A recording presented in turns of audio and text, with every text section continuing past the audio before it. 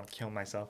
Hello folks, it's Friday, November 4th, 2016. My name is Jake Baldino, as always here to talk about all the video game stuff that happened. The first thing we have to talk about is Battlefront II. Yes, it's coming. Yes, also, we already knew that. I don't know if you guys remember, but last year during an earnings call, EA did confirm that Battlefront 2 is definitely a thing, and it is coming. Well, once again, in an earnings call, EA announced that it is coming, and now we know it is definitely coming fall 2017. So Battlefront 2, fall 2017, I guess that's official. That's cool, but I think the biggest question is going to be, is this going to have a single player campaign? Is this going to be worth $60? EA CFO Blake Jorgensen, who I never get tired of saying his name, said a bunch of buzzwords that they're working hard on it and that it's extremely deep and engaging. Apparently it's going to have, and I quote, bigger and better worlds. It's also going to make more use of content from the newer movies. But whether or not that's actually true remains to be seen. I guess we could just hopefully cautiously optimistically wait. But speaking of waiting, Phil Spencer has been talking in interviews more and more about the Xbox One Scorpio that is releasing, and he's actually went and reiterated that it is not going to be a console upgrade cycle. You know how sometimes we bring it up that our console's turning into phones where you have to buy a new one every 2 years? Thankfully, Phil Spencer. Thankfully, Phil Spencer did clarify, saying, and I quote, "I don't have this desire to every 2 years have a new console on the shelf. That's not part of the console business model, and it doesn't actually help us." He said that he just wants Xbox customers, and he said, and I quote, "I don't have the need to create an artificial loop of, hey, here's a new console every 2 years in order to get you to go buy." That's good.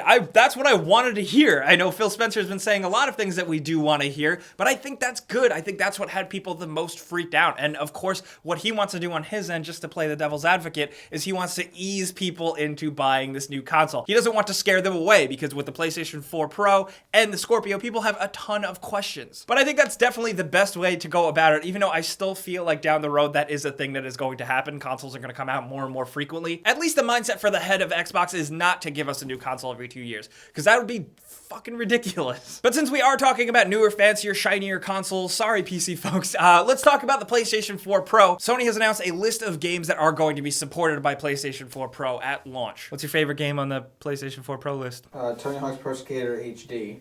That's not on there, is it? Is it on there? No. There's a lot of things on this list. Should I read them all? I'm gonna try and read them all.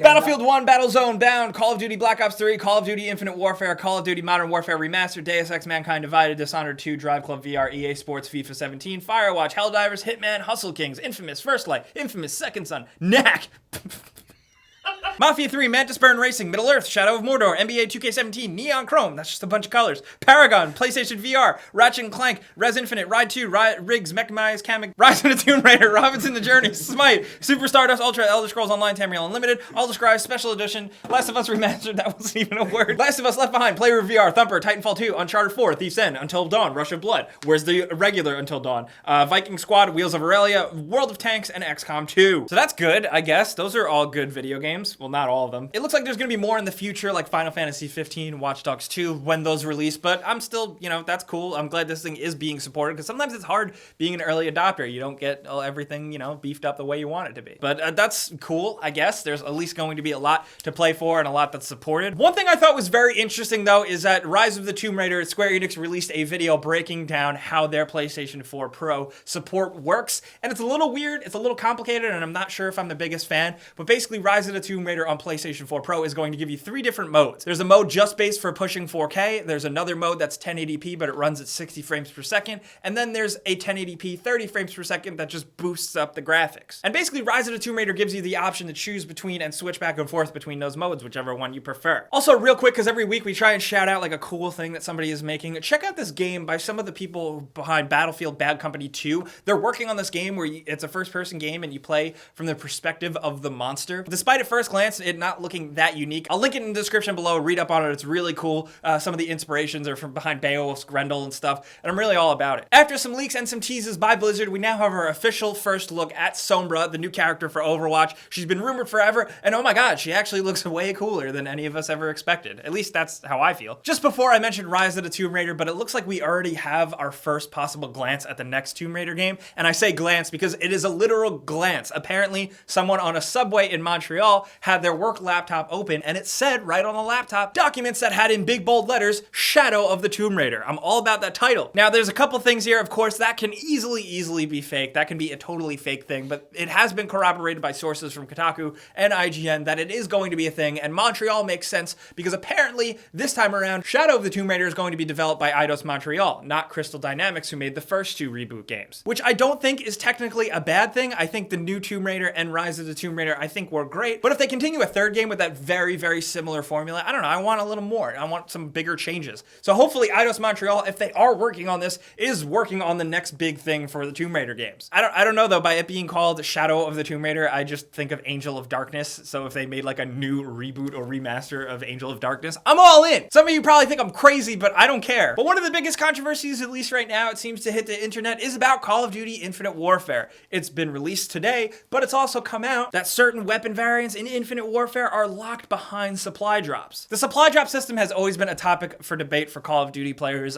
Black Ops 3, a lot of people had some issues with it. Ultimately, I hate all this shit. I feel like it's a distraction. People get so jammed up with this stuff, then they should just be caring about the game. The weapon system this time around is much deeper, and each certain weapons, there are exclusive weapons, there are certain weapons that are going to be hidden behind these supply drops, but they're also different ranked weapons, like they're weapons with different variants on it, similar to weapons that you find in Destiny. The supply drop and the crafting system allows you to add extra features to the weapons, but what a lot of people are arguing, and I kind of agree with them, is that you can use the supply drop system by paying money to skip all the grinding and then therefore get an advantage and get a leg up and get better weapons than other players. And I think that could be an issue because you can craft weapons in Infinite Warfare. So far, you get salvage after every match to put towards crafting a new weapon, but every match, you only get like around 5 to 10 salvage, and it takes thousands of salvage to craft a weapon upgrade. That's a big ass grind and not really that balanced. Of course, Activision can go and fix that later on, but as of right now, it seems like things are kind of leaning a little bit more towards pay to win. And now with all this type of stuff, I usually just say, ignore microtransactions, don't buy them, and that's fine, because you can,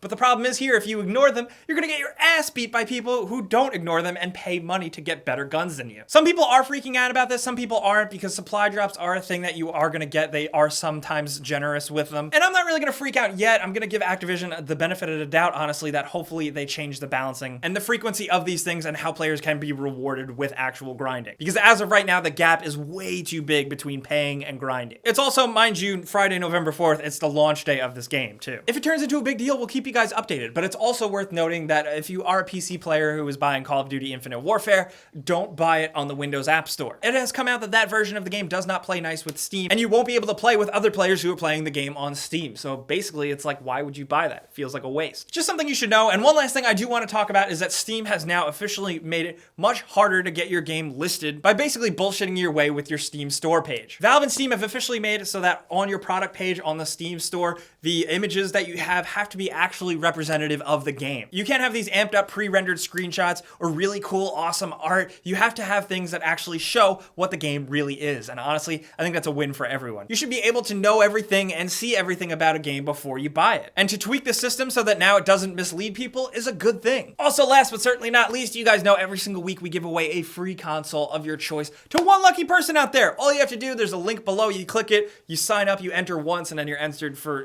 basically forever. And every single week I go in and close my eyes and randomly choose one winner to win a free console of their choice. And this week's winner is gonna be this person right here. Congratulations! Check your inbox, check your spam box, because I'm going to be emailing you, getting in touch with you, how I can send you your stuff. But that's what's going on this week. It's a little bit of an in-between week. It's not a slow week. It's not a busy week, but I do want to know what you guys think about all the video game stuff we talked about this week. How do you feel about Sombra? Is she cool or what? A lot of us were kind of burned by Battlefront, but are you going to give Battlefront 2 another try? And all signs are pointing to Shadow of the Tomb Raider being real, but what do you think? Do you think it's real, or do you think it's a fake? And what do you think they're really going to do with the story this time around? I don't know. I just love the Tomb Raider game, so I can't wait to see what's going to happen. Let me know how you feel about the video game stuff we talked about this week. Also, let me know what you think about our new types of videos we've been putting out. If you've seen the glitch videos, we've kind of been bringing in Andrew's a new guy here, hey, and what's his name? Tom. Fucking Tom. That's my name. We've been trying to bring them into some more videos. We're also working with Falcon. We're working on some new projects, so I want to know what you guys think. Of course, you know the deal. We'll be down in the comments, but I'll also be on Twitter, Facebook, and Instagram talking to you guys over there about anything you want. And clicking the like button helps us out a ton.